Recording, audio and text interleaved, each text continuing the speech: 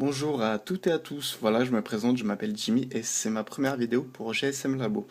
Donc ceci étant ma première vidéo, je m'excuse d'avance en fait pour le manque d'expérience et j'espère juste que ça servira à rendre service à ceux qui veulent acquérir en fait un nouveau smartphone. Donc c'est un smartphone déjà bas de gamme, donc pour les petites bourses. Alors, ceci étant dit, le déballage a déjà été fait, donc c'est un téléphone d'occasion que je possède depuis un petit moment. Mais bon, vu que j'ai fait l'acquisition d'un iPhone 4S, je ne m'en sers plus trop. Mais bon, c'est un bon petit téléphone, ça je peux le dire. Donc, on va l'ouvrir. Vous avez à l'intérieur le téléphone. Donc ça, on verra ça un petit peu plus tard. Vous avez le port USB. Donc le port USB en fait est séparé du chargeur. Donc moi je trouve que c'est bien, même si ça prend un petit peu plus de place. Notamment dans les dans les nouvelles boîtes, pardon, excusez-moi, le connecteur USB et le chargeur sont unis en fait. Donc moi je préfère les avoir séparés. Donc voilà.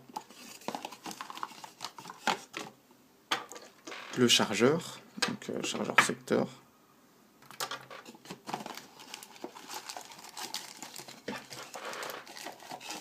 et une coque. Donc une coque blanche en plastique. C'est plutôt pas trop mal, surtout au niveau de la couleur. Bon, ils ont changé en blanc, notamment ceux qui voulaient posséder en fait le modèle blanc et qui n'ont pas pu l'avoir. Ben, sachez qu'en fait vous avez une coque qui est déjà fournie. Donc c'est pas trop mal. Alors voilà la notice. Bon, à mon avis, on va pas la lire ensemble, donc on va zapper ça. On va passer au téléphone. Alors, donc c'est un beau petit téléphone. Sachez qu'il a des courbes arrondies. Donc je sais pas si on voilà, on peut assez le voir.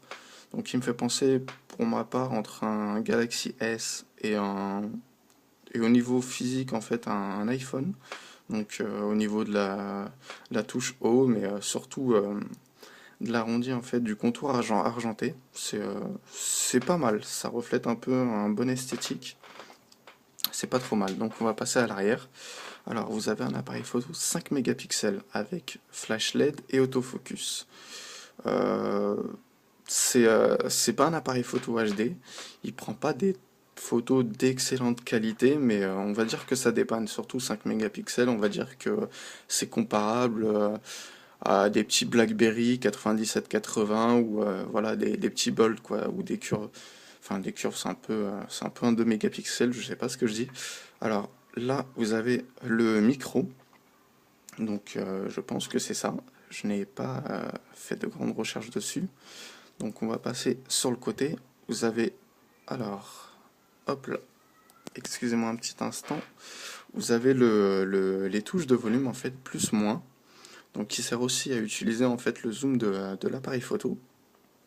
Sur le haut, vous avez la prise jack 3.5 dans lequel vous pouvez connecter n'importe quel casque ou écouteurs. Donc pour ma part, je les utilisais en fait pour mes écouteurs d'iPhone 5 qui sont vraiment pas mal.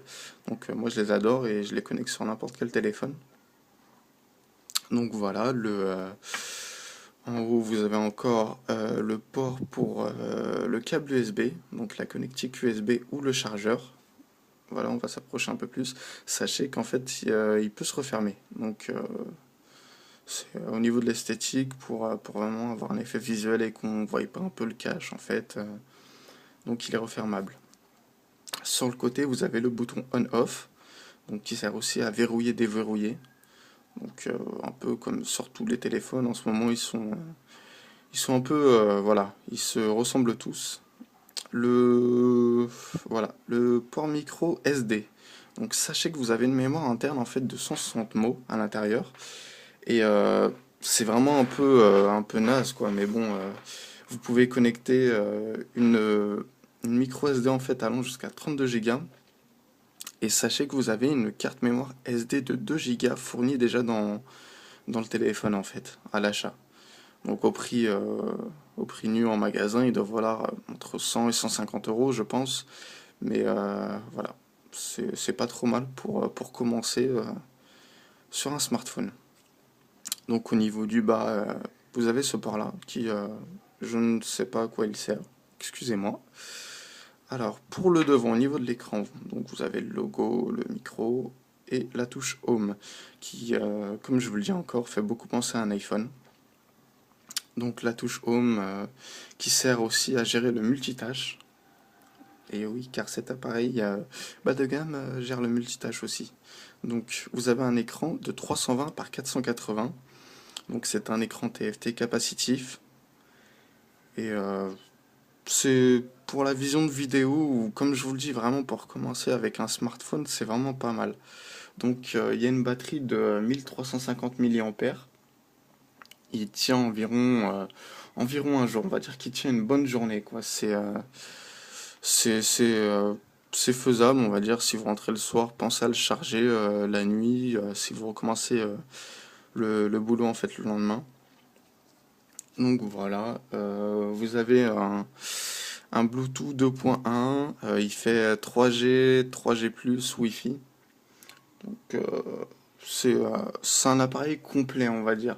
Il n'est pas vraiment très très puissant puisqu'il a un processeur cadencé à 800 MHz, mais, mais vraiment c'est un bon appareil bas de gamme, je pourrais le dire, quoi. C'est vraiment, comme je vous l'ai dit une troisième fois, c'est vraiment pour commencer la vie sur un smartphone et voilà, avec notamment les applications Facebook et autres, mais ça, on le verra plus tard.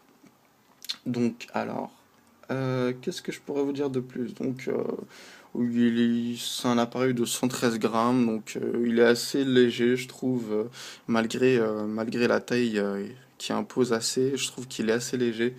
Il a une bonne prise en main et c'est vraiment pas mal. Donc voilà, c'est tout pour aujourd'hui. Donc n'hésitez pas à suivre ma prochaine vidéo qui sera plus approfondie sur l'aspect interne du téléphone au niveau des applications et appareils photo, donc ainsi de suite. Donc si ma vidéo vous a rendu service, n'hésitez pas à liker. Et pour plus d'informations, laissez un commentaire ou envoyez-moi un mail à gsm.productionfr@gmail.com. Allez, ciao.